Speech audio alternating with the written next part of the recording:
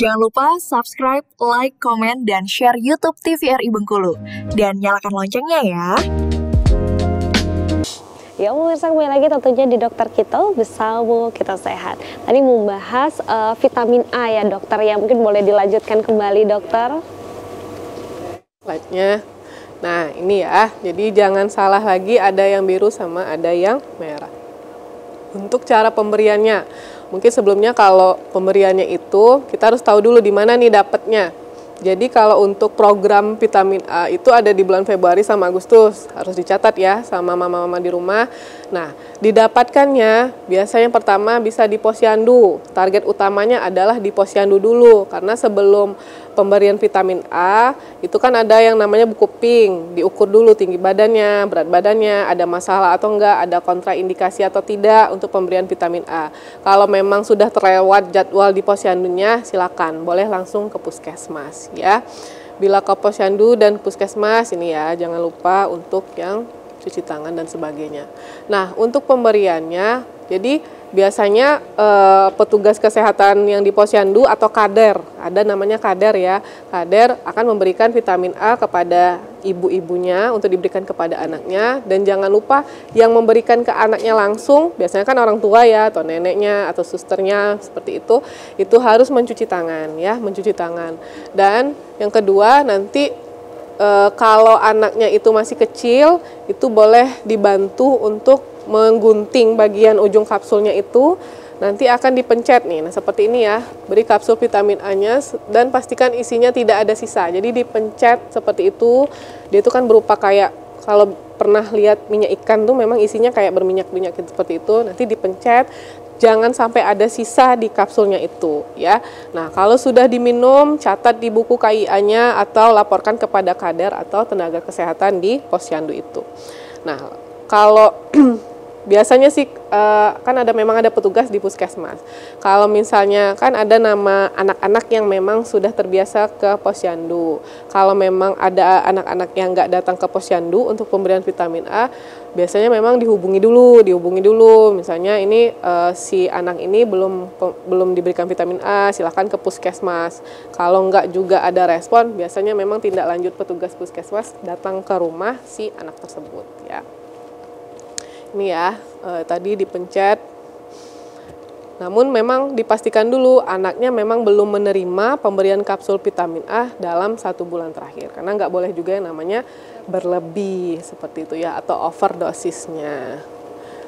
Nah kalau ini sudah tahu ya, jadi siapa yang memberikan vitamin A untuk balita atau ibu nifas juga ada ya, itu harus tenaga kesehatan. Tenaga kesehatan bisa profesi apa aja, dokter, bidan, perawat, tenaga gizi, dan lain-lainnya.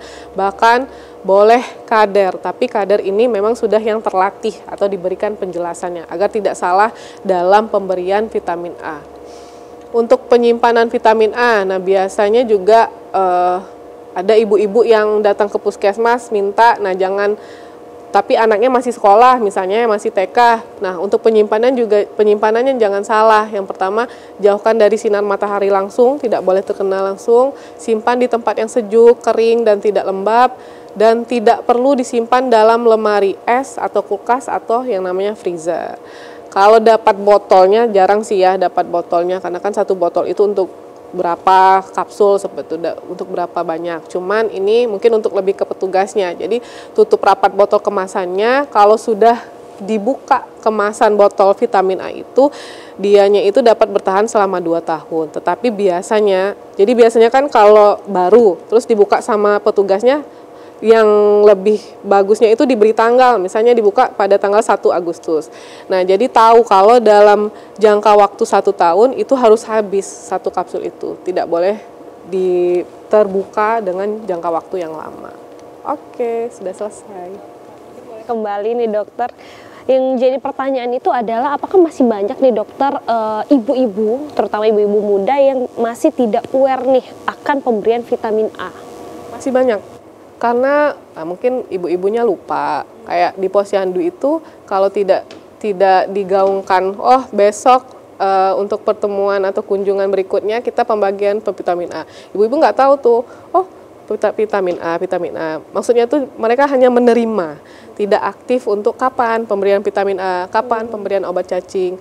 Bahkan kalau di puskesmas juga setiap ibu-ibu yang kunjungan atau berobat pasti ditanyakan, Bu, bulan ini bulan Agustus ada punya anak kecil nggak? Atau punya ponakan nggak? Nanti suruh vitamin A sama obat cacing. Masih banyak kok yang lupa-lupa seperti itu. Kita tidak tahu salahnya di mana, atau memang belum tersampaikan dengan baik, atau mungkin orang tuanya yang masih belum aware. Makanya mungkin dari tim kesehatan juga menggalakkan ya untuk bulan Agustus ini pemberian vitamin A dan obat cacing. Tapi sebenarnya nih, kalau bisa kita ketahui kan banyak sekali nih vitamin-vitamin yang diberikan oleh pemerintah yang harus dilakukan gitu ya, diberikan ke posyandu dan puskesmas dan sebagainya. Sebenarnya apa sih yang mungkin mendorong pemerintah untuk memberikan yang harus banget nih diberikan itu adalah vitamin A, obat cacing dan sebagainya. Tapi ada juga beberapa yang tidak harus. Sebenarnya apa sih dokter mungkin latar belakangnya ya? Jadi latar belakangnya berdasarkan survei biasanya ya, kita lihat prevalensi angka kejadian kesakitannya. Biasanya mungkin seperti vitamin A, kekurangan yang vitamin A ternyata banyak, seperti angka stunting yang masih cukup tinggi ya, kasus cacingan yang belum tuntas, makanya ada program khususnya. Itulah yang melatar belakangi ya. Apakah semua vitamin itu harus dikonsumsi, Dok? Jawabannya tidak ya. Kenapa? Karena dari makanan real food sendiri sudah bisa didapatkan vitamin tersebut. Tapi program khusus ini adalah sebuah preventif atau pencegahan. Kenapa diberikan vitamin A dosis tinggi selama 6 bulan sekali? Karena tadi vitamin A-nya dalam bentuk dosis tinggi. Jadi kalau yang dosis rendah itu bisa didapatkan dari makanan sehari-hari ya, seperti hati ayam, telur, sayur-sayuran, buah-buahan. Dosis tinggi diberikan hanya 6 bulan sekali. Tapi untuk real food sendiri nih dokter, kalau kita ketahui kan kalau di sosial media tuh kayak dibilang kalau misalnya terlalu kematangan itu bisa mengurangi vitamin yang ada di dalam real food itu sendiri. Tapi sebenarnya nih dokter, ketika kita makan itu apakah kita bisa menyerap seluruhnya nutrisi yang bisa kita dapetin dari real food itu? Jawabannya tidak bisa ditakar. Ya. Jadi jawabannya adalah walaupun kita ada komposisinya, tapi tidak akan bisa tertakar karena tadi mekanisme tubuh itu menyaringnya akan berbeda-beda. Jadi itu adalah salah satu ikhtiar. Nah, makanya diberikan seperti vitamin A tadi ada dosis tingginya per 6 bulan sekali yang dosisnya sudah tertakar. Jadi itulah ada balance-nya seperti.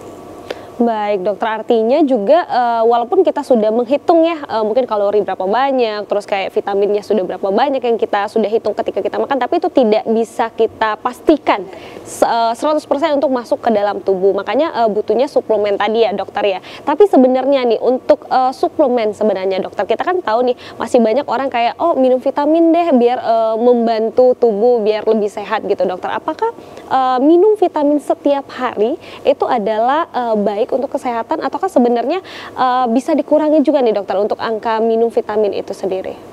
Jadi sebenarnya kalau untuk penggunaan suplementasi itu memang harus secara bijak dan harus secara cerdas. Karena yang tahu kondisi tubuh masing-masing adalah diri sendiri. Kalau memang ngerasa memang butuh, maksudnya dalam artian aktivitas yang memang dari pagi ke malam atau dari pagi ke subuh besoknya, memang kan berarti kita memang forsir tenaganya memang jor-joran seperti itu ya, dan waktu istirahat tidak ada, memang berarti butuh. Tapi kalau ngerasa aktivitas sehari-hari kayaknya nggak terlalu gimana, terus juga makannya juga bagus-bagus semua, olahraga cukup, istirahat cukup, sepertinya juga tidak diperlukan suplementasi yang berlebihan, atau memang cukup untuk beberapa vitamin saja, dan itu juga ada takarannya, dosisnya, tidak perlu yang berlebihan karena apapun merek suplementasinya, hati-hati, itu adalah zat kimia. Benar itu sekali. adalah obat. Jadi kita harus aware kalau itu adalah zat kimia yang memang sedikit banyaknya ada keuntungannya, tapi ada bahayanya juga. Jadi memang sebenarnya yang paling baik adalah real food tadi ya dok ya, dan mungkin dalam cara penyajiannya juga harus lebih baik lagi. Mungkin terakhirnya dari dokter Wenti nih, yang jadi pertanyaan adalah kalau misalnya kemarin kita sempat heboh dengan Raya gitu ya dok ya, apakah di Bengkulu juga masih ada nih kasus cacingan sendiri nih dokter? Ya, untungnya kalau saya pribadi ya belum menemukan ya kasus yang serius tentang cacingan. Tapi apakah kasusnya ada? Ada. Ya. Jadi memang ada beberapa juga, tapi tidak sampai separah Raya ya. Untungnya mungkin pasiennya sudah teredukasi atau nakes-nakes di sekitarnya lebih aware ya. Sehingga sangat ironis sekali kalau mengalami kejadian seperti adik Raya almarhum. Benar sekali. Jadi memang Agustus Sehat ini adalah kita mengajak juga ya untuk seluruh masyarakat yang terutama untuk pada balita ya di bawah 5 tahun itu untuk bisa ke posyandu dan juga bisa puskesmas untuk mendapatkan vitamin A dan juga obat cacing untuk seluruh anak di Indonesia terutama anak Bengkulu. Baik, terima kasih banyak Dokter Elsa dan Dokter Weti sudah hadir hari ini tentunya untuk membahas terkait bulan vitamin A dan juga obat cacing untuk anak Indonesia. Dan buat pemirsa di rumah, jangan lupa saksikan terus Dokter Kita dari Senin hingga Jumat pukul 10.00 waktu Indonesia Barat. Dan akhir kata saya Viva Manca, pamit undur diri, terima kasih dan sampai jumpa.